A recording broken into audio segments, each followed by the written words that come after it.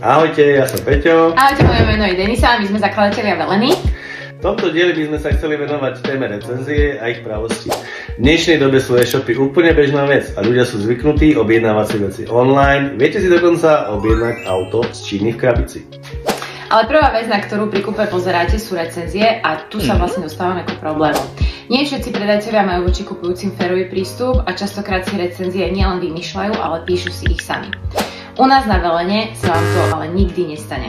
A tu sú 3 dôvody, prečo. Za prvé, u nás na stránke nikdy nenájdete tlačidlo pridať recenziu. Za druhé, recenziu na Velene môžete napísať iba ak ste si u nás skutočne objednali. Čo to znamená v praxi? Po pár týždňoch od vašej objednávky vám príde e-mail, ktorý vás vyzve, aby ste svoju recenziu zanechali. Ak tak urobíte, získa vaša recenzia odznak overená.